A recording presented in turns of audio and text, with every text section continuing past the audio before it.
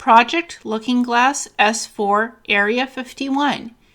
So this is a technology that allows assets to look into the past or the present or the future of events. That's what Project Looking Glass is.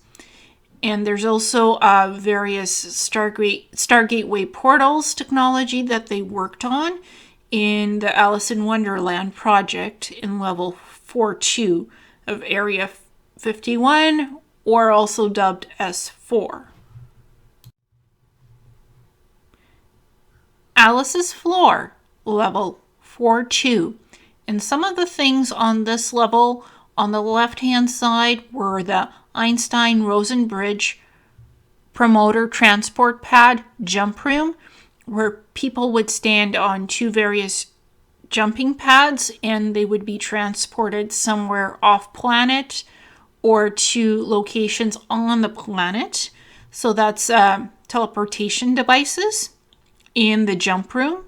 Also, there was Project Looking Glass, where people could see the past, the present, or the future with the Looking Glass technology. Also on the left-hand picture, there is the man-made Stargates, which were reverse engineered from mirror image Sumerian cylinder seals. And in this picture on the left-hand side, the two yellow jump technology, the two cylinders, yellow cylinders that are glowing, they're the ones creating the portal. So that's the man-made Stargates that are in this picture, which were created from the Sumerian cylinder seals. Ironically, these portal technology, it actually looks like the cylinders themselves, which is very interesting to me. They're the ones that are creating the portal. Also on the right-hand side is the Looking Glass device, which is round, and it has this kind of like bluish white energy coming off of the device that activates it. And there's also a man sitting nearby, and he's wearing a sort of like a visor, and the data, he's looking at the data that he's receiving from the device. What he's looking at could either be in the past, present, or the future, seeing events. It's like time traveling or remote viewing. And he's being monitored, and all of the information is being recorded, what he's seeing. It's all being recorded on audio and video. It's data telemetry that's being received from the mind of the asset that's using the Looking Glass device. It's all being recorded and monitored, so it could be reviewed later. And whoever's running Alice's Floor in Area 51, they'll be able to see the assets' information about the past, present, or future, whatever was recorded. Level 2, or 4-2, was known as Alice's Floor. This specific floor contained a laboratory for weapons research and development, 3 boardrooms, and provisions for emergency supplies. Also located on level 4-2 were 2 specific areas which contained components for Project Psychic. Level 4-2 was also the location of Project Looking Glass. This device utilized 6 composite electromagnetic fields and a height-adjustable rotating cylinder, which is injected with a specific type of gas. The entire assembly can be rotated 90 degrees from the horizontal axis. This allows scientists to warp the local fabric of space-time, both forward or backwards, by long or short distances relative to the present time. The Project Looking Glass device was used to predict the potential probability of future events. Once the device is tuned properly, Images of probable future events are projected in open space within the fields similar to a hologram. The data output of the device, images and in some cases sounds, were then captured via high-resolution audio-video capture devices. If multiple probabilities of the same event were displayed, they could be deinterlaced by use of specific software platforms. Next to the Project Looking Glass device were 2 transport pads, which could teleport physical matter or humans from one location to the other instantly, but not always reliably, and with certain disastrous outcomes during testing phases. The Project Looking Glass device had electromagnetic field spheres, and it looked like a toroid donut ring that would rotate to create the electromagnetic fields in order to look backwards in time or forwards in time to create the slipstream event horizon to be able to look at various events happening in time, whether past, present, or future. And the device is capable of looking into the past, present, or future events. They mostly used it to look into the future of events because they wanted to see what would happen. But the device is capable of going backwards in time or even looking at present events that are about to happen, that haven't happened yet but will, like closer to the present than the future of events. So, but they did have some issues with looking more into the past or present. They mostly used the device to look into the future. That was the easiest thing to do. So sometimes there were malfunctions in the beginning when they first started using the device. So they focused on looking at one event in time. Just to not overload the device itself. So they did do various experiments with this technology. Not just looking into the future, but also the past and the near present. 5 concurrent programs were also being conducted during the Alice in Wonderland projects. One, named Project Galileo, dealt with the propulsion system of extraterrestrial and future terrestrial vehicles. Another program termed Project Psychic, which relates to a weapons platform. The third project, known as Project Looking Glass, dealt with time distortion. More specifically, this program dealt with the physics of seeing the effects of an artificially produced gravity wave on time. The overall umbrella designation for the study of anything having to do with extraterrestrial biological entities and their interaction with humans on Earth was known as Project Aquarius. The fourth project was a separate weapons program developed as a second-generation research program from Project Psychic. The other program involved a suite of biological defense operations. The Looking Glass device at Area S4, Level 4-2, used a barrel housed within the center hole of a donut-shaped structure. During operation, argon gas was sprayed into the center of the rotating barrel. A number of powerful electromagnets encircled the barrel, and as the power is fluctuated into the magnets and the orientation of the magnets is changed, it dials into the probabilities within hyperspace, contacting wormholes to various probabilistic universes. During the early Looking Glass operations in the 1970s, the scientists working on the program quickly found out that the device was multifunctional. Through a variation of power settings and alignments, the Project Looking Glass device could produce images. It was soon determined that these images dealt with future events which might take place on Earth. It was soon determined what events would be causation events for the ultimate splitting of humanity into what could become the J-Rods and the Orion beings.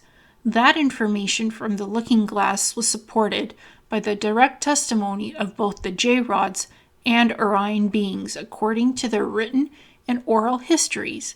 Then it was further supported by observation of data from the quantum cube gift, Orion Cube, given to President Eisenhower in 1954. According to scientists, the looking glass devices in Stargates were dismantled in an effort to protect humanity based upon the totality of information collected. There were also several other efforts commissioned by Majestic to derail the potential sequence of events that would have led up to the catastrophe. There was another looking glass device located elsewhere on the Nevada test site range. The earlier version of that looking glass device was viewed by Will Uhouse in the 1970s. Two devices were required operating at the same settings for either of the two devices to emit sound associated with the probable events they were presenting as data. Scientists could not specify why two devices were required to produce sound. A flipbook was worn on the arms of those directly involved with the field operations of Stargate devices. Within S4, all settings for the looking glass were achieved from the control room, so no flipbooks were required. This consisted of drawings and specific galactic positioning codes, which were used to program the Stargate devices so that personnel could accurately determine their destination point once the device was in operation. Sources of information: Stargates through the looking glass, www.thelivingmoon.com/42stargate /03files/project_looking_glass_lanl.html. The looking glass technology was apparently used to look backward and forward in time, using the consciousness of an operator as a type of steering mechanism. The operator would sit in a chair that was apparently recovered from a downed extraterrestrial craft capable of interfacing with consciousness directly. When the device was turned on, strong toroidal fields of energy cycled about a pouch of water at the center, which acted as a sort of resonator for in-streaming energies from the point of focus maintained by the operator. The data was collected and projected onto video monitors at incredible speeds, which later needed to be deinterlaced to reveal discernible images. What's interesting is that the biases of the operator would have a direct effect on the images collected. For example, if one were to look back to the times Jesus' crucifixion, if the person doing so was an atheist, they may not see anything at all. But if the person was a Christian, they may see the infamous crucifixion event. This is suggestive of a time-space mechanic in the universe, wherein the human mind is able to navigate through time itself. The work of Dewey B. Larson and his reciprocal systems theory provides the basis for this interpretation. Briefly, the universe, as described by Larson, is broken up into two physical regions, as defined by motion. Below the speed of light, motion operates in 3 dimensions of space and 1 dimension of time. Above the speed of light, motion operates in 1 dimension of space and 3 dimensions of time. As bizarre as that sounds, the mind is uniquely equipped to navigate in time, which is able to access memories of the past, gain awareness of events in the present, conceive of future possibilities, and even imagine alternative events that did not actually happen. In other words, the human mind can select a point of focus, just like in remote viewing, and receive information from the store of memories made during experience. If a mind is properly trained, it could be used to access non-experiential data in the same way one can recall a memory. The looking glass device seems to be capable of the same type of process to actually access a data stream from any conceivable location in space or time, steering via the consciousness of an operator. Accordingly to the testimony of Burisch, the technology was provided to the human race during Sumerian times when an advanced contingent of future humans went back in time and provided that culture assistance after a cataclysm known as the Deluge. The Sumerian cylinder seals were encoded with plans to build the looking glass device. Earlier advents of the project saw the development of an actual portal that an individual could move through to jump in time. According to accounts provided by captured beings known in the program as P-45s, future humans 45,000 years into the future, the Earth was destroyed by massive cataclysms around the year 2012. This is apparently because looking glass devices were actively being used during a major celestial alignment, which overloaded the organic energy grid of the planet. Burisch further claims that the device has been dismantled as a result of discovering two probable timelines, one of which is the cataclysm described by the captured being. An attempt was made to look into the future, but no concrete data was able to be received past the infamous date of December 21st, 2012, suggesting that this date is a nexus point in time whereby either timeline 1 or timeline 2 would gain momentum. On last report, Burisch suggested that timeline number 1, the positive timeline, had an over 80% likelihood of coming to fruition. Sources of information: Project Looking Glass time lensing technology used to look into the past and future. www.stillnessandthestorm.com/2015/12/Project Looking Glass time lensing.html. All the information provided in this presentation about the Project Looking Glass technology was found on the internet from two different internet resources.